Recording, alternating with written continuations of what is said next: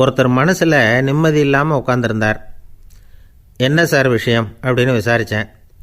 அகலக்கால் வச்சுட்டேன், அதுதான் அவதிப்படுறேன்னார். விவரமாக சொல்லுங்கன்னேன். வீடு கட்டணும்னு ஆரம்பித்தேன், வேலை பாதியிலேயே நிற்கிது, கையில் பணம் இல்லை அப்படின்னார். இது மாதிரி ஆசாமிகள் பல பேரை நீங்கள் பார்த்துருக்கலாம். இவங்கெல்லாம் சுலபமாக மன அழுத்தத்துக்கு ஆளாயிடுறாங்க. மன உளைச்சல், அதாவது ஸ்ட்ரெஸ் அப்படின்னு சொல்கிறோமே, அதுக்கு அடிப்படையான சில காரணங்கள் உண்டு.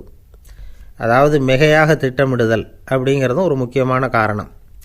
நடைமுறை சாத்தியம் என்னங்கிறத மனசில் வச்சுக்கிட்டு எந்த திட்டத்தையும் தீட்டணும், அப்போ தான் அது சரியாக வரும். ரெண்டாவது காரணம் என்ன தெரியுமா? ஒரே நேரத்தில் பல்வேறு செயல்களில் ஈடுபடுறது. தொலைபேசியில் பேசிக்கிட்டே கையில் இருக்கிற கடிதத்தை படிச்சுக்கிட்டே எதிரில் உட்காந்துக்கிட்டு இருக்கிறவருக்கும் அப்பப்போ பதில் சொல்லிக்கிட்டு மனசில் பல்வேறு சிந்தனைகளை அப்படியே ஓட விட்டுக்கிட்டு இருக்கிறது, இதுவும் மன அழுத்தத்தை உண்டாக்குது. மூணாவது காரணம், எதிலேயும் வெற்றி மட்டும் எதிர்பார்க்குற ஒருதலைப்பட்சமான ஆர்வம். நாம் தொட்டதெல்லாம் வெற்றியாகவே முடியணும் அப்படின்னு எதிர்பார்க்குறவங்க ஏதாவது ஒன்றில் தோல்வியை கண்டால் தோண்டு போயிடுறாங்க. எப்படியும் முடியலாம்ங்கிற எண்ணம் ஏற்கனவே நமக்குள்ளே இருந்துட்டுதுன்னா அந்த அவஸ்தை வராது. அதனால் அதுவும் நம்ம வளர்த்து கொள்ள வேண்டிய ஒரு குணம். மன உளைச்சல் ஏற்படுறதுக்கு இன்னொரு காரணம், எதையும் வேகமாக செஞ்சுடணும் அப்படிங்கிற துடிப்பு.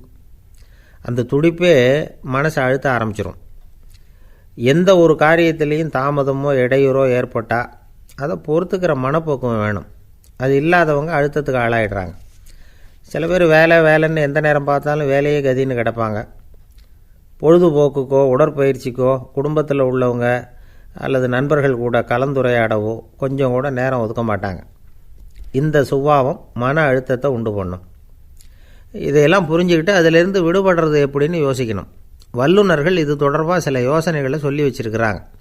அது என்னென்னா, வாழ்க்கைங்கிறது பிரச்சனைகளால் பின்னப்பட்ட ஒன்று. அது எப்போவுமே முடிவடையாத ஒரு தொடர்கதை அப்படிங்கிறத முதல்ல நாம் புரிஞ்சுக்கணும். ஒரே நேரத்தில் ஒரு காரியத்தில் மட்டுமே நாம் கவனம் செலுத்தணும். அடுத்தவங்க காரியத்தில் தலையிடக்கூடாது. எதையும் பேச ஆரம்பிக்கிறதுக்கு முன்னாடி நம்மை நாமே கேட்டுக்க வேண்டிய கேள்வி 2. 1, நான் சொல்ல போகிறது ரொம்ப முக்கியமானதா? 2வது, நான் சொல்கிறத அவங்க கேட்குறதுக்கு ஆசைப்படுறாங்களா? நான் பேசுகிறதுக்கு அது சரியான நேரம் தானா? இதை யோசித்து பார்த்ததுக்கப்புறம் எதையும் பேச ஆரம்பிக்கணும். முடிஞ்ச அளவுக்கு வளைந்து போகிற சுபாவத்தை வளர்த்துக்கணும். நம்ம நேரம் விலை மதிப்பு இல்லாதது, அதை வீணாக்கக்கூடாது. சிரிக்க தெரியலனாலும் பரவாயில்ல, முகத்தில் கொஞ்சம் புன்முறுவலாவது காட்டணும். இதெல்லாம் ரொம்ப முக்கியம். அடுத்தவங்க ஏதாவது செஞ்சால் உடனே நன்றி சொல்ல மறக்கக்கூடாது. தினமும் கொஞ்சம் நேரத்தை தனிமையில் செலவு பண்ணணும். மன உளைச்சலிருந்து விடுபடுறதுக்கு 3 முக்கிய வழிகள் சொல்கிறாங்க. அதை சுருக்கமாக ரெட் அப்படின்னு சொல்கிறாங்க. RED ஆங்கில எழுத்தில். அந்த முதல் எழுத்து R, அது என்னென்னா ரிலாக்ஸேஷன், அதாவது இடை ஓய்வு. 2வது E எக்ஸர்சைஸ், உடற்பயிற்சி. 3வது டயட், திட்டமிட்ட உணவு முறை. அதனால் தியானம், மூச்சு பயிற்சி இதெல்லாம் இந்த இடை ஓய்வுக்கு வழிகள். எந்த வேலையையும் தொடர்ந்து செய்யக்கூடாது. எல்லார்கிட்டையும் கலகலப்பாக பழகணும். மாதத்துக்கு ஒரு நாளாவது குடும்பத்தோடு வெளியில் போயிட்டு வரணும். சுலபமான உடற்பயிற்சிகளை செய்யலாம். உடற்பயிற்சிங்கிறது நமக்காக நாம் செய்கிற ஒரு நீண்டகால முதலீடு அப்படின்னு சொல்லுவாங்க. அதாவது லாங் டேர்ம் இன்வெஸ்ட்மெண்ட்டாக. அளவோடு சாப்பிட்ணும், மெதுவாக சாப்பிட்ணும். இதெல்லாம் கொஞ்சம் மனசில் வச்சுக்கிட்டு நடந்துக்கிட்டால் மகிழ்ச்சியாக வாழலாம். சில பேர் சாப்பாட்டு விஷயத்தில் ரொம்ப அக்கறை எடுத்துக்கிறது உண்டு. ஒரு குண்டு ஆசாமி சாப்பிட உட்காந்தார். முதல்ல ஒரு மாத்திரை சாப்பிட்டார். எதுக்குன்னு கேட்டோம். பசி எடுக்கிறதுக்குன்னார். சாப்பிட்டு முடித்தார். பிறகு மறுபடியும் ஒரு மாத்திரை சாப்பிட்டார். இது எதுக்குன்னு கேட்டோம். சாப்பிட்டது ஜீரணமாகறதுக்கு அப்படின்னார். ஒரு சின்ன பையன் வந்தான். அவனை பார்த்து ஒரு கேள்வி கேட்டோம். ஏன்ப்பா உங்கள் வீட்டில் அம்மா புத்திசாலியா அப்பா புத்திசாலியா அப்படின்னு. அவன் அலட்சியமாக நம்மளை பார்த்து சிரிக்கிறான். என்ன சார் இது, இந்த காலத்தில் இது கூட தெரியாமல் இருக்கிறீங்களே அப்படிங்கிறான். ஒரு சின்ன பையன் நம்மளை பார்த்து இப்படி கேட்டு விட்டானே அப்படின்னு நினைக்கிறப்போ நமக்கு ஒரு மாதிரி ஆகிடும். அதுக்கப்புறம்தான் இந்த தாத்தா பாட்டிலாம் சொல்கிற ஒரு கதை ஞாபகத்துக்கு வந்தது. அது என்ன கதை தெரியுமா? ஒரு ஊரில் ஒரு அம்மாவும் பிள்ளையும் இருந்தாங்களாம். அந்த மகனுக்கு திடீர்னு தேசாந்திரம் போய் வரணும்னு ஆசை. வந்துட்டுது. ஊர் ஊராக போய் சுற்றி பார்க்கணுங்கிற ஆசை. அந்த அம்மாவுக்கு இது பிடிக்கல. மகனை பிரிஞ்சு இருக்கிறதுக்கு அவங்க மனசு இடம் கொடுக்கல. வேணாப்பான்னு சொல்லி பார்த்தாங்க, அவன் கேட்கல. திடீர்னு புறப்படவும் செஞ்சுட்டான். சரி, இனிமேல் அவனை தடுக்க முடியாதுன்னு முடிவு பண்ணிட்டாங்க அந்த அம்மா. இருந்தாலும் புத்திசாலித்தனமாக ஒரு யோசனை பண்ணாங்க. மகனை கிட்டத்தில் கூப்பிட்டாங்க. அவங்ககிட்ட சொன்னாங்க, இதை பாருப்பா, நீ தேசாந்தரம் போகிறதுன்னு தீர்மானம் பண்ணிவிட்ட, அதை நான் தடுக்கலை, போயிட்டு வந்துடும். ஆனால் போகிறதுக்கு முன்னாடி எனக்கு ஒரு வாக்குறுதி கொடுத்துட்டு போ அப்படின்னாங்க. போகிறப்போ ராத்திரியாக இருந்தாலும் பகலாக இருந்தாலும் சரி, புளிய மரத்து நிழலில் தான் தங்கணும். திரும்பி வர்றப்போ இரவும் பகலும் நீ வேப்ப மரத்து நிழல்லே தங்கணும் அப்படின்னாங்க. சரி, அப்படியே செய்கிறேன்னு சொல்லி வாக்குறுதி கொடுத்தான் பையன். புறப்பட்டு போனான். போகிற வழியில் புளிய மரத்து நிழல்லையே தங்கினான், தூங்கினான். அப்படி போய்கிட்டே இருந்தான். 7ஆவது நாள் அவன் உடம்பு சுகமில்லாமல் போயிட்டுது. ரொம்பவும் பலவீனமாயிட்டான். இனிமேல் நடக்க முடியாதுங்கிற நிலைமை வந்துட்டுது. யோசித்து பார்த்தான். சரி, இதுக்கு மேலே போக வேண்டாம் அப்படின்னு முடிவு பண்ணிவிட்டு திரும்பி வர ஆரம்பிச்சிட்டான். திரும்பி வர்றப்போ வழியில் வேப்ப மரத்து நிழல்லையே தங்கி வந்தான். நாளுக்கு நாள் உடம்பு சரியாக வந்துட்டுது. 7ஆவது நாள் வீட்டுக்கு சேர்றான். உடம்பு பழையபடியே கலகலப்பாயிட்டுது. பூர்ண சுகம். தேசாந்திரம் போன பையன் திரும்பி வந்துட்டானே அப்படின்னு அந்த அம்மா ஆச்சரியப்படலை. ஏன்னா அவங்களுக்கு தெரியும் இப்படி ஆகும்னு. பையன் சீக்கிரமாக திரும்பி வரணுங்கிறதுக்காகத்தான் அவங்க அந்த யோசனையை சொன்னாங்க. என்ன விஷயங்கிறதையும் அவங்களே சொன்னாங்க. மகனே, புளிய மரத்து நிழல் உடம்புக்கு உஷ்ணத்தை கொடுக்கும், சீக்கம் உண்டாக்கும். அதனால் நீ தொடர்ந்து புளிய மரத்து நிழலில் தங்கினாவே நோய்க்கு ஆளாயிட்ட. அதனால் நல்ல பயணத்தை முடிச்சுக்கிட்டு திரும்பி வரணுங்கிற முடிவுக்கு வந்துட்ட. திரும்பி வர்றப்போ நீ தங்கினது வேப்ப மரத்து நிழல். அது உடம்புக்கு குளிர்ச்சியை தரக்கூடியது, நோயை தீர்க்கக்கூடியது. அதனால் சுகமாக வீட்டுக்கு சேர்ந்துட்ட. உன்னோட தேசாந்திர பயணத்தை தடுக்கிறதுக்காக தான் இப்படி பண்ணினேன் அப்படின்னாங்களாம் அந்த அம்மா. பார்த்தீங்களா அம்மாவோட புத்திசாலித்தனத்தை? அப்பாவாக இருந்தால் இப்படியா பண்ணுவார்? ஒரு அப்பா பையன்கிட்ட 10 ரூபா கொடுத்து இதை எடுத்துக்கிட்டு அடுத்த ஊருக்கு போய் அங்கே இருக்கிற மாமா கிட்ட இதை கொடுத்துட்டு வாடா, வழியில் எங்கேயாவது மரத்தடியில் படுத்து தூங்கி விடாதே அப்படின்னு எச்சரிக்கை பண்ணி அனுப்புனாராம். பையனுக்கு எச்சரிக்கையாக வாழறது எப்படிங்கிறத கற்றுக் கொடுக்கறதுக்காக இப்படி பண்ணார். அவன் பணத்தை வாங்கிக்கிட்டு போனான். அப்பா சொன்னதை மறந்துட்டு ஒரு மரத்தடியில் படுத்து தூங்கிட்டான். அவனுக்கு தெரியாமல் அவன் பின்னாடியே போன அப்பா அவன் கையில் இருந்த அந்த 10 ரூபாயை நைஸாக எடுத்துகிட்டு வந்துட்டார். அவன் பையில் தானே வச்சுருந்தான், அது தெரியாமல் எடுத்துகிட்டு வந்துட்டார். அவன் தூங்கிக்கிட்டு இருக்கான். எடுத்துகிட்டு ஒரு மறுபடியும் வீட்டுக்கு வந்துட்டார். பையன் முழிச்சுக்கிட்டு பையை தடவி பார்க்குறான், பணத்தை காணும். அழுதுகிட்டே திரும்பி வந்தான். அப்பா கிட்டே விஷயத்த சொன்னான். அப்பா சிரிச்சுக்கிட்டே சொன்னார், அதுக்கு தான்ப்பா ஆரம்பத்திலேயே எச்சரிக்கை பண்ணினேன், இனிமேலாவது நீ ஜாக்கிரதையாக இருக்கணும் அப்படிங்கிறதுக்காக தான் இப்படி பண்ணினேன். அந்த பணம் எங்கேயும் போயிடலை, நான் தான் அதை உனக்கு தெரியாமல் எடுத்து வச்சிருக்கிறேன். இதோ பாரு அப்படின்னு சொல்லிக்கிட்டு சைடு பாக்கெட்டில் கையை விட்டா அது ஓட்டையாக இருக்குது. அதை எவனோ ஏற்கனவே கத்திரிச்சு எடுத்துகிட்டு போட்டான். இப்போ அப்பா முகத்தில் அசடு வழிஞ்சுதான். ஒரு ஆஃபீஸில் வேலை பார்க்குற ஒருத்தர் ஏதோ தப்பு பண்ணிவிட்டார். உடனே மேல் அதிகாரி அவரை கூப்பிட்டு அனுப்புனார். நீ செஞ்சது தப்புன்னார் கோபமாக. இது ஒரு ரகம். சில அதிகாரிகள் இப்படி நீங்கள் செஞ்சது தப்புன்னு சொல்கிறதில்ல, நீங்கள் செஞ்சது சரி அப்படின்னு சொல்கிறதில்ல. எப்படி சொல்லுவாங்கன்னா, நீங்கள் செஞ்சது சரியில்லைன்னு நான் நினைக்கிறேன் அப்படின்னு சொல்லுவாங்களாம். அதாவது சில பேர் நீங்கள் செஞ்சது தப்புங்கிறாங்க, அதையே மாற்றி சொல்கிறாரு இவர், நீங்கள் செஞ்சது சரியில்லைன்னு நினைக்கிறேன். இது ரெண்டும் அர்த்தம் ஒன்று தான், இருந்தாலும் வார்த்தைகள் வித்தியாசம். நிர்வாக திறமை இல்லாத ஒரு அதிகாரி யூ ஆர் ராங் அப்படின்னு சொல்லுவாராம். நிர்வாக திறமை உள்ள அதிகாரியாக இருந்தால் அதையே கொஞ்சம் மாற்றி I think you are not correct அப்படிம்பாரான். இதுதான் வித்தியாசம். இருந்தாலும் வார்த்தைகளை உபயோகப்படுத்துகிற விதத்தை வச்சு தான் வேலை நல்லா நடக்கிறதும் நடக்காததும் இருக்குது. விவரம் தெரிஞ்சவங்க என்ன சொல்கிறாங்க தெரியுமா? Be a leader not a boss அப்படிங்கிறாங்க. ஒரு லீடராக பாஸாக இருக்காதே அப்படிங்கிறாங்க. சரி, அப்படின்னா லீடருக்கும் பாஸுக்கும் வித்தியாசம் உண்டா அப்படின்னு கேட்டால் இருக்குன்னு சொல்கிறாங்க. லீடருங்கிறவர் வேறு, பாஸுங்கிறவர் வேறு. ஒரு லீடர் எப்படி நடந்துக்குவார், ஒரு பாஸ் எப்படி நடந்துக்குவார், இதை முதல்ல நாம் தெரிஞ்சுக்கணும். அவங்க எப்படி நடந்துக்குவாங்க அப்படிங்கிறதுக்கு சில விவரங்கள் இருக்குது. அதை கேட்டோம்னா நாம் புரிஞ்சுக்கலாம் அதை. அதாவது பாஸுங்கிறவர் விரட்டிக்கிட்டே இருப்பார், லீடருங்கிறவர் ஊக்கப்படுத்திக்கிட்டே இருப்பார். நாளைக்கு சாயந்தரத்துக்குள்ளே அந்த வேலையை செஞ்சு முடிக்கலைன்னா தொலைச்சி விடுவோம் தொலைச்சி அப்படிம்பார் அவர்.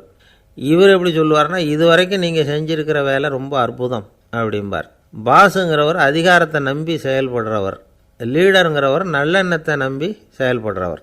நம்மக்கிட்ட அதிகாரம் இருக்குது, பவர் இருக்குது, அதனால் காரியத்தை சாதிச்சுடலாம் அப்படின்னு நினைக்கிறவர் அவர். மற்றவங்கக்கிட்ட ஒரு நல்ல அபிப்பிராயத்தை சம்பாதிச்சுக்கிட்டு அது மூலமாக காரியங்களை சாதிக்கிறவர் இவர். பாஸுங்கிறவர் பயத்தை உண்டு பண்ணுவார், லீடருங்கிறவர் அன்பை பரவ செய்வார்.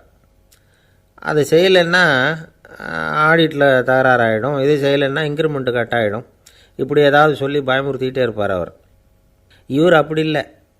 உடம்பு இப்படி இருக்குது, வீட்டில் எல்லோரும் சௌக்கியமாக இருக்கிறாங்களா, ஆஃபீஸில் எல்லாம் வசதியாக இருக்குதா, நான் ஏதாவது உதவி செய்யணுமா அப்படின்னு அன்புக்கு முக்கியத்துவம் கொடுப்பார். பாஸுங்கிறவர் எதுக்கெடுத்தாலும் நான் சொல்லிகிட்டு இருப்பார், லீடருங்கிறவர் நாமன்னு சொல்லிகிட்டு இருப்பார். பாஸுங்கிறவர் தப்புக்கு காரணம் யாருன்னு பார்ப்பார், லீடருங்கிறவர் தப்பு என்னன்னு பார்ப்பார். இதுதான் ரெண்டு பேருக்கு வித்தியாசம். The boss shows who is wrong, the leader shows what is wrong அப்படின்னு சொல்லுவாங்க. இந்த காரியம் எப்படி செய்யப்பட்டிருக்கு அப்படின்னு தெரிஞ்சுக்கிறவர் பாஸ். இந்த காரியத்தை எப்படி செய்யணும்னு செஞ்சு காட்டுறவர் லீடர். பாஸுங்கிறவர் பணியாளர்களை திட்டுவார், லீடர் மரியாதைக்குரியவராக நடத்துவார், அதுக்குரியவராக அவர் நடந்துக்குவார். செய்கிற வேலையை ஒரு சுமையாக நினைக்க வைக்கிறவர் பாஸ், செய்கிற வேலையை ஒரு சந்தோஷமாக ஆக்கிறவர் லீடர். ஒரு முதலாளியாக இருக்கிறவர் அல்லது ஒரு நிர்வாகியாக இருக்கிறவர் இது மாதிரியான நுணுக்கங்களையெல்லாம் தெரிஞ்சு வச்சுக்கிறது நல்லது. ஒரு பாஸ் இருக்கார், அவர் ஒரு நாள் ரொம்ப பெருமையாக தன்னோட ஆஃபீஸை பற்றி பேசிக்கிட்டு இருந்தார். எனக்கு கீழே 200 பேர் வேலை செய்கிறாங்க சார், நான் ஒரு கோடு கிழிச்சா அவங்க அதை தாண்டாத அளவுக்கு நான் நடந்துக்கிறேன் சார் அப்படின்னார் அவர். அது எப்படி முடியுது உங்களால் அப்படின்னு கேட்டோம். நான் கோடே கிழிக்கிறதில்ல சார் அப்படின்னார். 1816 வருஷம் செப்டம்பர் மாதம் 11 பிரான்ஸ் தேசத்தில் உள்ள ஒரு மருத்துவமனை. அங்கே ஒரு இளம் டாக்டர் கொஞ்ச நாளைக்கு முன்னாடி தான் அந்த ஆஸ்பத்திரியில் புதுசாக வேலைக்கு சேர்ந்துருக்கிறார். அவர் பேர் ரெனே லெனக். அவர் அன்னைக்கு காலையில் அந்த மருத்துவமனையில் அப்படியே ரவுண்ட்ஸ் வந்துக்கிட்டு இருக்கிறார். வார்டில் ஒரு படுக்கையில் ஒரு இளம் பெண் படுத்திருக்கிறா. அந்த பொண்ணுக்கு இருதய நோயாக இருக்கலாம்ங்கிறது மற்ற டாக்டர்கள் சந்தேகம். அந்த காலத்துல எல்லாம் ஒருத்தருடைய இருதய துடிப்பை தெரிஞ்சுக்கணும்னா நோயாளியின் மார்பில் டாக்டர் காதை வச்சு பார்த்து தான் தெரிஞ்சுக்கிறது வழக்கம். ஆனால் இந்த பெண்ணும் இளம் பெண், அந்த டாக்டரும் புதுசாக சேர்ந்துருக்கிறவர். அதனால் பரிசோதனை பண்ண தயங்கினார். கொஞ்ச நேரம் யோசனை பண்ணார். திடீர்னு ஒரு ஞாபகம் வந்தது அவருக்கு. அதாவது அன்றைக்கி விடியற் காலையில் தோட்டத்தில் அப்படி வாக்கிங் போயிட்டு இருந்தப்போ சின்ன பசங்கள்லாம் ஒரு மரக்கட்டையை வச்சு விளையாடிக்கிட்டு இருந்தாங்களாம். அதை இவர் பார்த்துருக்கிறார். அது என்ன விளையாட்டுனா, ஒரு நீளமான மரப்பலகை, அதில் ஒரு முனையில் ஒரு பையன் தன்னுடைய காதை வச்சுக்கிட்டு இருக்கிறான், மறுமுனையில் இன்னொரு பையன் அந்த மரப்பலகையை ஒரு ஆணியால் கீறிக்கிட்டு இருக்கிறான். ஒரு முனையில் ஆணியால் கீறும் பொழுது மறுமுனையில் காதை வச்சிருக்கிற பையனுக்கு அந்த சத்தம் துல்லியமாக கேட்குது. அந்த டாக்டருக்கு காலையில் பார்த்த இந்த விளையாட்டு ஞாபகத்துக்கு வந்துட்டுது. உடனே என்ன பண்ணார் தெரியுமா? ஒரு நீளமான காகிதத்தை எடுத்தார், அதை அப்படியே உருளை மாதிரி உருட்டினார். ஒரு முனையை அந்த நோயாளியின் மார்பில் இடது பக்கம் வச்சார், இன்னொரு முனையில் தன்னுடைய காதை வச்சார். என்ன ஆச்சரியம்! நோயாளியின் மார்பில் நேரடியாக காதை வச்சு கேட்குறத விட துல்லியமாக கேட்டுது இதய துடிப்பு. இதய துடிப்பு மட்டும் இல்லை, மூச்சு இழுத்து விடுறது, திரவ பொருள்களின் அசைவு, எல்லா சத்தமும் தெளிவாக கேட்குது. கிரேக்க மொழியில் ஸ்டெத்தாஸ் அப்படின்னா மார்பு, ஸ்கோப்பின் அப்படின்னா பார்ப்பதுன்னு அர்த்தம். அதனால் டாக்டர் ரெனே லெனக் தான் கண்டுபிடிச்ச கருவிக்கு ஸ்டெத்தஸ்கோப் அப்படின்னு பேர் வச்சார். அவரே முதல் மாடலையும் செஞ்சார். அளவு ரொம்ப பெருசாக இருந்தது, சுலபமாக எடுத்துகிட்டு போகிறது கஷ்டம், அது அவ்வளோ கஷ்டமாக இருந்தது அது. அதனால் அவரே அதை அப்புறம் 2 பிரிவாக தயார் பண்ணார். இது 2 துண்டையும் டாக்டர் தன்னோட கோட்டு பாக்கெட்டில் வச்சுக்கலாம், தேவைப்படுறப்ப எடுத்து ஒன்றா சேர்த்துக்கலாம். இப்படி தான் அவர் ஆரம்பத்தில் பண்ணார். தன்னுடைய இந்த கண்டுபிடிப்பை பற்றி அவர் ஒரு புத்தகம் எழுதினார். நிறைய விற்றுது, புகழும் பணமும் சேர்ந்தது. பணமும் புகழும் சேர்ந்தது மாதிரியே அவருக்கு ஒரு நோயும் சேர்ந்தது. அது என்ன நோயின்னு கண்டுபிடிக்கிறதுக்கும் அவர் கண்டுபிடிச்ச கருவி தான் உபயோகப்பட்டு தான். அவரே அதை கண்டுபிடிச்சார். அவருக்கு வந்திருந்தது காச நோய். 1826 வருஷம் ஆகஸ்ட் மாதம் 13 உலகத்தின் முதல் ஸ்டெதஸ்கோப்பை கண்டுபிடிச்ச டாக்டர் ரெனே லெனக் காலமானார். அவர் சாகிறதுக்கு முன்னாடி மரத்தால் செஞ்சு வச்சுருந்த ஸ்டெதாஸ்கோப்பை தனக்கு வேண்டியப்பட்ட ஒரு டாக்டர்கிட்ட கொடுத்து என்னுடைய சொத்துக்கள்லேயே ரொம்ப வசந்தது அப்படின்னு சொன்னாராம். அதுக்கப்புறம் 3 வெள்ளைக்காரங்க சேர்ந்து இந்த கருவியில் சில மாற்றங்களை பண்ணாங்க. ஆனால் 1829 லண்டனில் டாக்டர் நிக்கோலஸுங்கிறவர் ஒரு காதால் இதய துடிப்பை கேட்குறத விட டாக்டர் 2 காதாலையும் கேட்குறது தான் சரியாக இருக்கும் அப்படின்னு ஒரு கருத்தை வெளியிட்டார். அதுக்கப்புறம் ரொம்ப காலம் கழித்து 1852 ஜார்ஜ் காமான் அப்படிங்கிறவர் ரப்பர் டியூப்களை உபயோகப்படுத்தி 2 காதாலையும் கேட்குற மாதிரி ஒரு புதிய வடிவத்தை அதுக்கு கொடுத்தார். அதுக்கு பிறகு அது படிப்படியாக எவ்வளவோ மாற்றங்கள் இருந்தாலும் ஆரம்பத்தில் டாக்டர் ரெனேல் எனக்கு உருவாக்கின அடிப்படை மாடலை யாரும் மாற்றி அமைக்கலைங்கிறது தான் முக்கியமான விஷயம். நமக்கு தெரிஞ்ச ஒரு ஆஸ்பத்திரி, அதில் ஒரு நோயாளி, காலை நேரத்தில் நர்ஸு அந்த பக்கமாக போய்கிட்டு இருந்தாங்க.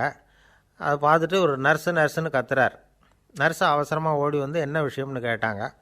சிஸ்டர், இங்கே பாருங்கள், உங்கள் டாக்டரை என் நெஞ்சில் அவர் காதை வச்சு கேட்டுக்கிட்டு இருக்கிறார் அப்படின்னார் நோயாளி.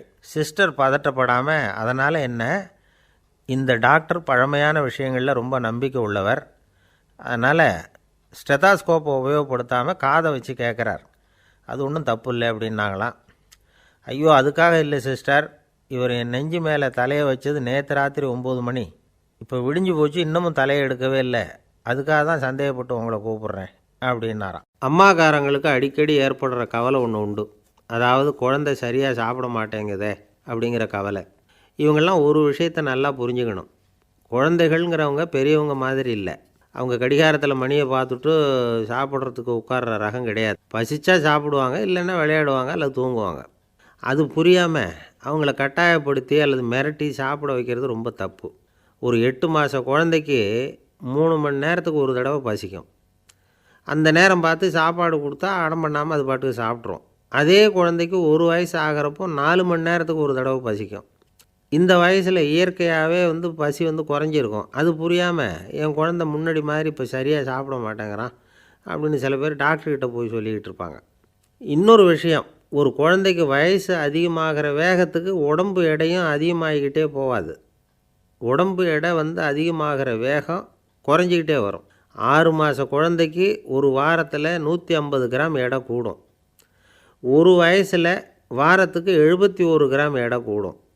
இது புரியாமல் அதிகமாக சாப்பாட்டை கொடுத்து குழந்தைய கஷ்டப்படுத்தக்கூடாது. ஏன்னா அளவுக்கு மீறின உணவு அஜீரணத்தை உண்டு பண்ணிவிடும். குழந்தைக்கு ஒரு தட்டில் கொஞ்சமாக ஆகாரத்தை வச்சு கொண்டுகிட்டு போய் கொடுக்கணும். மலை மாதிரி குவிச்சு வச்சா அதை பார்த்ததுமே பசி அடங்கி போயிடும். அடித்து மிரட்டி பயமுறுத்தி குழந்தைய சாப்பிட வைக்கிற பழக்கம் இருக்குது பாருங்கள், அதுக்கு ஃபுட் ஃபோர்ஸிங் அப்படின்னு பேர். இப்படி பண்ணுனா குழந்தைக்கு சாப்பாட்டில் விருப்பம் குறைஞ்சிரும், அதை கண்டாவே வெறுக்க ஆரம்பிச்சிடும். அது மாதிரி உளம் சார்ந்த பசி குறைவு, சைக்கோஜெனிக் அனோரெக்சியா, அது ஏற்படுமா. சாப்பாடுங்கிறதே ஒரு தண்டனை மாதிரி தோணும். குழந்தைகளுக்கு பிடிச்ச மாதிரியான ஆகாரத்தை கொடுக்கணும். சத்து அதிகம் இருக்குங்கிறதுக்காக அதுக்கு பிடிக்காத ஆகாரத்தை கொடுத்து கட்டாயப்படுத்தக்கூடாது. குழந்தைகளுக்கு 2 வயசு ஆகிறப்போ இயற்கையாகவே எதிர்மறை குணம் உண்டாகும். அதாவது அந்த எதிர்மறையாக பேசுகிறது. இது மாதிரி சமயங்களில் நாம் என்ன சொல்கிறோமோ அதுக்கு நேர்மாறாக நடந்துக்கும். ஏட்டிக்கு போட்டி, சாப்பிட சொன்னால் விளையாட போகும், விளையாட சொன்னால் சாப்பாடு கேட்கும். இதை புரிஞ்சுக்கிட்டு நடந்துக்கணும். குழந்தை சொன்ன பேச்சை கேட்கலேன்னு கோவப்படக்கூடாது. குழந்தை வளர வளர பிடிவாத குணம் வர்றது சகஜம். கேட்டதை வாங்கி கொடுத்தா தான் சாப்பிடுவேன் அப்படின்னு பிடிவாதம் பண்ணும். வாங்கி கொடுத்து விட்றது தான் உத்தமம். நீங்களும் அதுக்கிட்ட பிடிவாதம் பண்ணிகிட்டு இருக்கக்கூடாது. ஏன்னா கேட்டது கிடைக்கலையேங்கிற ஏமாற்றம் கூட குழந்தையோட பசியை குறைச்சிரும். கேட்டது கிடைச்சிட்டா பசி அதிகமாகும், கொடுத்ததை மலமலன்னு சாப்பிட்றோம். குழந்தைகளுக்கு கண்ட நேரத்தில் சாப்பிட்றதுக்கு எதையாவது வாங்கி கொடுத்துக்கிட்டு இருந்தால் சாப்பாட்டு நேரத்தில் சாப்பிடாமல் அடம் பண்ண ஆரம்பிச்சிடும். பள்ளிக்கூடம் போகிற பிள்ளைங்க காலை உணவை சரியாக சாப்பிட மாட்டாங்க. அச்சம், அவசரம், பரபரப்பு இதெல்லாம் தான் காரணம். பள்ளிக்கு புறப்படுறதுக்கு ஒரு 3/4 மணி நேரத்துக்கு முன்னாடியே சாப்பாடு போட்டுருங்க, அது சரியாக போடும். படிக்கிற குழந்தைகள் உடல் சோர்வு, மனச்சோர்வு இது காரணமாக கூட சாப்பிட மறுக்கிறது உண்டு. இப்போ உதாரணமாக சாயந்தரம் விளையாடி விட்டு வீட்டுக்கு வந்ததும் சாப்பிட சொன்னால் வேணாம்பாங்க. இது உடல் சோர்வு. ரொம்ப நேரம் வீட்டு பாடங்களை செஞ்சு முடித்த கையோடு சாப்பிட சொன்னாலும் அவங்களால சரியாக சாப்பிட முடியாது. இது உளச்சோர்வு, அதாவது மனச்சோர்வு. இதை தவிர குழந்தைகளுக்கு உடல்நலக்குறைவு ஏற்பட்டால் கூட சாப்பிட மறுக்கிறது உண்டு. சில மருந்து மாத்திரைகள் கூட பசியை குறைச்சிரும். அதனால் சரியாக தெரிஞ்சுக்கிட்டு குழந்தைகளை சாப்பிட வைக்கணும். அது புரியாமல் கையில் சாப்பாட்டு தட்டை வச்சுக்கிட்டு குழந்தைகளை விரட்டிக்கிட்டு அலையக்கூடாது. ஒரு சின்ன பையன் சொன்னான், எங்கள் அம்மா சாப்பாடு போடுறது தெரிஞ்சால் நான் உடனே வீட்டை விட்டு வெளியில் ஓடி போடுவேன் அப்படின்னா. ஏன் அப்படி பண்ணுறேன்னு கேட்டோம். எங்கள் அப்பா கூட அது மாதிரி தான் சார் பண்ணுவார் அப்படிங்கிறான். பந்திக்கு முந்துற ஆசாமிகள் நம்மளில் பல பேர் உண்டு. அப்படி முந்துறதுக்கு கூட முயற்சி பண்ணுறவங்க நிறைய பேர் இருக்கிறாங்க. இதில் என்ன ஒரு விஷயம்னா, பந்திக்கு முந்துறது கூட தப்பு இல்லை. ஆனால் அப்படி ஒரு விருந்தில் ஆளாக போய் உட்காந்து சாப்பிட்டா கூட வெளியில் வர்றப்ப என்ன பெரிய விருந்து வச்சுட்டான், சாம்பாரில் உப்பு இல்லை, ரசத்தில் காரம் இல்லை அப்படின்னு குறை சொல்லிகிட்டே வர்றது இருக்குது பாருங்கள். அது சரியில்லை, நாகரிகமும் இல்லை. கல்யாண பத்திரிகையில் என்ன போட்டிருக்குது, என் பொண்ணுக்கும் இன்னார் பையனுக்கும் கல்யாணம், எல்லாரும் குடும்பத்தோடு வந்திருந்து மணமக்களை ஆசீர்வதிக்கணும், இப்படி தானே போட்டிருக்கோம்.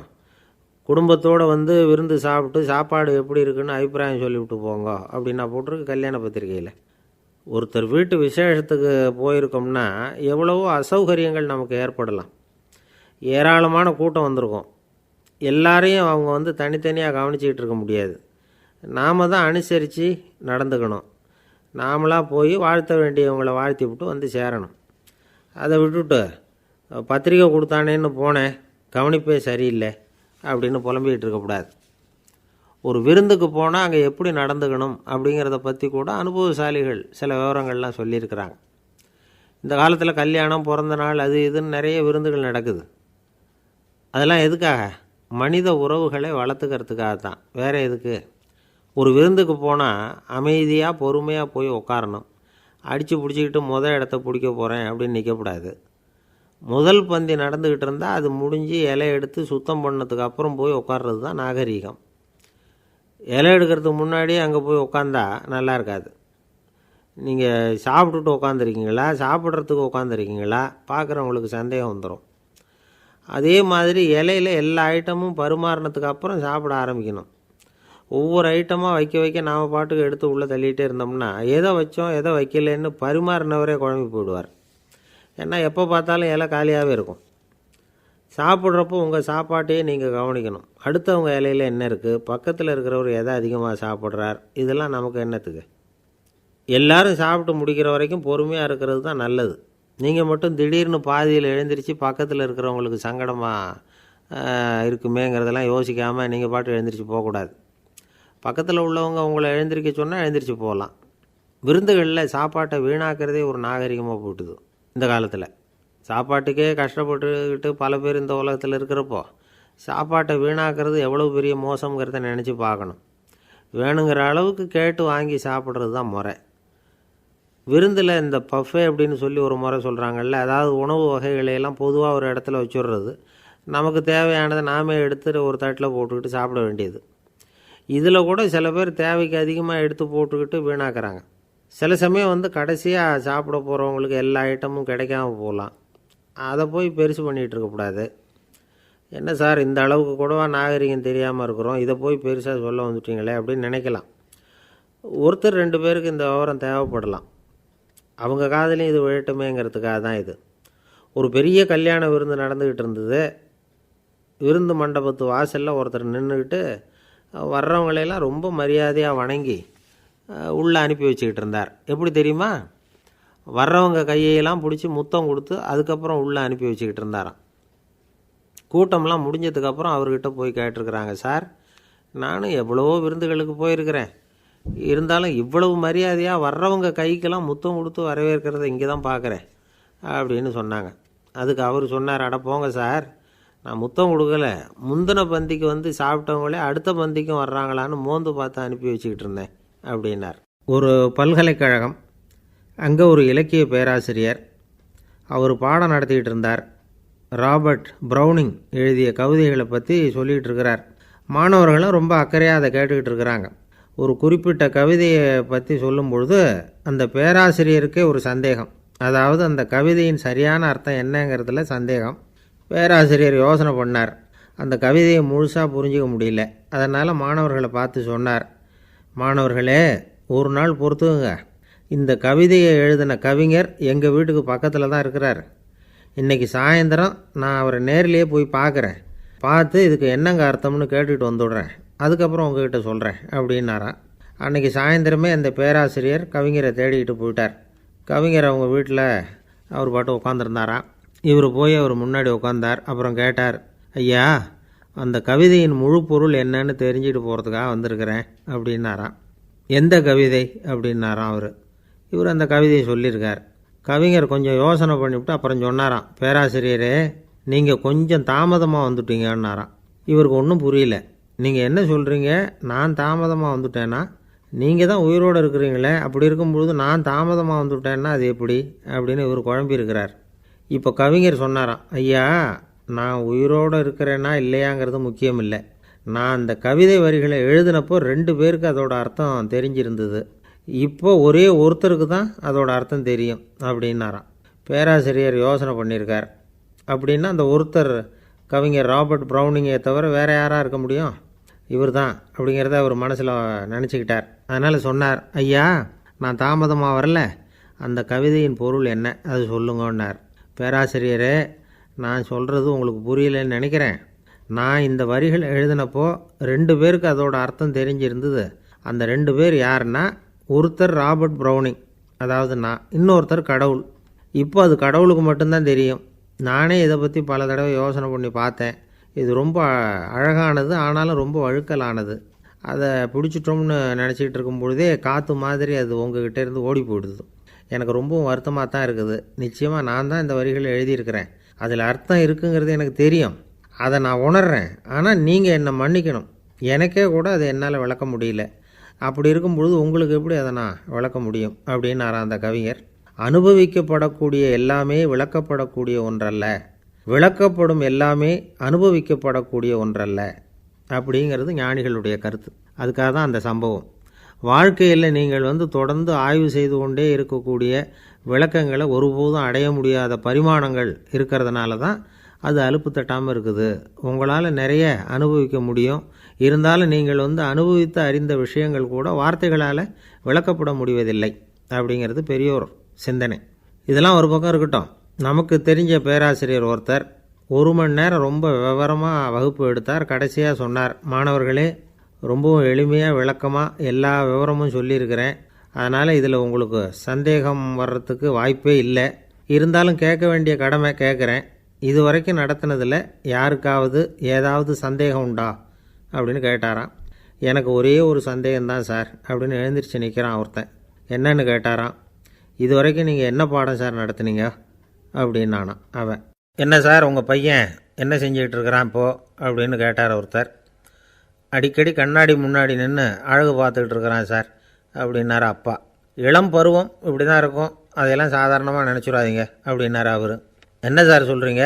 கண்ணாடி முன்னாடி நின்றுக்கிட்டு நேரத்தை வீணாக்கிக்கிட்டு இருக்கான், அதை ஒரு பெரிய விஷயமாக நான் நினைக்கணுமா அப்படின்னாரு இவர். இளம் பருவத்தில் இளைஞர்களுக்கும் சின்ன பொண்ணுங்களுக்கும் அடிக்கடி கண்ணாடியில் பார்க்கணும்னு தோணும். அது வெறுமனே அழகு பார்க்குறது மட்டும் இல்லை, அவங்க தங்களையே தேடி கண்டுபிடிக்கிற ஒரு முயற்சி அது. இது ஒரு மனோதத்துவ விளைவு. இது வரைக்கும் சின்ன பிள்ளையாக இருந்துட்டோம், இனிமேல் நாமளும் மற்றவங்க மாதிரி மனிதர்கள் தான் அப்படிங்கிற உணர்வு அவங்களுக்கு வருது. தங்களோட முகம் எப்படி இருக்குது, அழகு எப்படி இருக்குது, உடம்பு நேரம் எப்படி இருக்குது, முடி எப்படி இருக்குது அப்படிங்கிறதையெல்லாம் கண்டுபிடிக்கிறாங்க. அதுக்கப்புறம் இன்னொரு ஆணோ பொண்ணோ தன்னை கவனிக்கணும் அப்படின்னு நினைக்கிறாங்க. இதெல்லாம் மனோதத்துவ உண்மைகள், இதெல்லாம் இயற்கை. இதை பார்த்துட்டு பெற்றவங்க பிள்ளைங்க கெட்டு போட்டாங்க அப்படின்னு நினைக்கக்கூடாது, அவங்கள திட்டிக்கிட்டே இருக்கக்கூடாது. இன்றைக்கி பல குடும்பங்களில் இதுதான் நடந்துக்கிட்டு இருக்குது. மனுஷ வாழ்க்கையிலேயே இப்படியும் இல்லாத அப்படியும் இல்லாத ஒரு பருவம் இளம் பருவம்.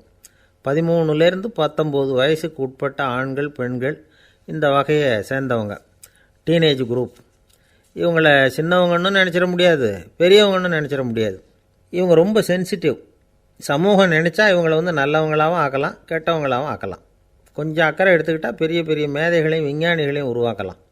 ஆனால் நடக்கிறது என்ன தெரியுமா? அநேகமாக இவங்களை யாருமே சரியாக புரிஞ்சுக்கிறது இல்லை, இவங்களை சரியாக நடத்துறதும் இல்லை. இது வரைக்கும் நாம் சொல்கிறத கேட்டுக்கிட்டு இருந்தான், இப்போல்லாம் அவன் இஷ்டத்துக்கு நடக்க ஆரம்பிச்சுட்டான் அப்படின்னு வருத்தப்படுற பெற்றோர்கள் அதிகம். இது வருத்தப்படுற விஷயம் இல்லை, சந்தோஷப்பட வேண்டிய விஷயம். உங்கள் புள்ள சொந்தமாக யோசிக்க ஆரம்பிக்கிறதும் நடந்துக்க ஆரம்பிக்கிறதும் ஒரு தப்பான விஷயமா? அவன் கடைசி வரைக்கும் உங்கள் பேச்சையே கேட்டுக்கிட்டு இருக்கணுங்கிறது என்ன நியாயம்? இன்றைக்கி இளைஞர்களை பெரியவங்க தப்பாக புரிஞ்சுக்கிட்டு தவறாக நடத்துறதுனால தான் அவங்களுக்கு வெறுப்பு, எரிச்சல், மனக்கசப்பு எல்லாம் உண்டாகுது. பெற்றவங்க சரியாக மதிக்கிறது இல்லை அப்படிங்கிற ஒரே காரணத்தினாலேயே வீணாக போகிற பிள்ளைங்க இன்றைக்கி அதிகம். சரி, பெற்றவங்களுக்கு இன்றைக்கி என்ன தான் புத்தி சொல்ல வர்றீங்க அப்படின்னு கேட்குறீங்களா? நாம் எதையும் சொல்ல வரல. ஆனால் அது சம்பந்தமான சில நிபுணர்கள் சொல்லியிருக்கிறத உங்கள் காதில் போட்டு வைக்கலாம். அது என்னென்னா, பிள்ளைங்கக்கிட்ட அன்பு செலுத்துங்க. குழந்தையாக இருந்தப்போ எவ்வளவு பாசமாக இருந்தீங்க, வளர வளர அதை ஏன் குறைச்சிக்கிறீங்க? பெற்றவங்களின் அன்பான வார்த்தைகளுக்கு ஏங்குறவங்க தான் இன்றைய இளைஞர்கள். அவங்க எதை சொன்னாலும் அதை அக்கறையாக காது கொடுத்து கேளுங்க, அலட்சியப்படுத்தாதீங்க. அவங்க விரும்புகிறது உங்கள்கிட்டேருந்து ஒரு மதிப்பு, மரியாதை, அங்கீகாரம், இவ்வளவு தான். அவங்க அவங்களாவே முடிவுகள் எடுக்கட்டும், அதுக்கு நீங்கள் உதவியாக இருங்க, அது போதும். மற்றவங்க முன்னாடி, முக்கியமாக அவங்க நண்பர்கள் முன்னாடி அவங்கள பற்றி மட்டமாக பேசாதீங்க. அவங்கக்கிட்ட பொய் சொல்லக்கூடாது. நீங்கள் சொன்னது பொய்ன்னு தெரிஞ்சு போச்சுன்னா உங்கள் பேரில் அவங்களுக்கு இருக்கிற மதிப்பு போயிடும், நம்பிக்கை போயிடும். அவங்களுக்கு முன்னாடி நீங்கள் சண்டை போடக்கூடாது. உங்கள் பிள்ளைய எப்பவும் இன்னொரு பிள்ளையோட ஒப்பிட்டு பேசுகிற வேலையே வேணாம். கூட பிறந்த மற்றவங்களோட கூட ஒப்பிடக்கூடாது. இப்படி செஞ்சால் அவன் உங்ககிட்டையும் பிரியமாக இருக்க மாட்டான், அவங்ககிட்டையும் பிரியமாக இருக்க மாட்டான். புள்ள எங்கே போகிறான், என்ன பண்ணுறான் அப்படின்னுலாம் துப்பறிஞ்சிக்கிட்டு இருக்கக்கூடாது. இளைஞர்கள் தனிமையை விரும்புகிறவங்க. அவங்கள பெட்டியில் வச்சு மூடி பாதுகாக்கணும்னு நினைக்கக்கூடாது. அவங்கள எப்படி பாதுகாக்கிறது அப்படிங்கிறது அவங்களுக்கே தெரியும். உங்கள் புள்ள எப்படி நடந்துக்கணும்னு நீங்கள் எதிர்பார்க்குறீங்களோ அது மாதிரி நீங்கள் நடந்து காட்டுங்க, அது போதும். ஒரு வீட்டில் அப்பாவும் அம்மாவும் பேசிக்கிட்டு இருக்கிறாங்க. என்னங்க, நம்ம பொண்ணு பெரியவளாயிட்டா, அடிக்கடி கண்ணாடி முன்னாடி போய் நின்றுக்கிட்டு இருக்கிறா, சீக்கிரமாக ஒரு பையனை பார்த்து கல்யாணத்தை முடிக்காமல் இப்படி மசன்னு கல் மாதிரி உட்காந்துருக்குறீங்களே அப்படின்னு சத்தம் போட்டாங்க அந்த அம்மா. அவசரப்படாத, பார்க்குறதுக்கு கண்ணுக்கு அழகாக, லட்சணமாக, புத்திசாலியாக ஒரு பையன் கிடைக்க வேணாமா? அதுதான் பார்த்துக்கிட்டு இருக்கிறேன் அப்படின்னார் அப்பா. இதுக்கு அந்த அம்மா சொல்கிறாங்க, எங்கள் அப்பா இப்படியெல்லாம் நினச்சிக்கிட்டு இருந்திருந்தா எனக்கு கல்யாணமே ஆயிருக்காது தெரியுமா அப்படின்னாங்களாம்.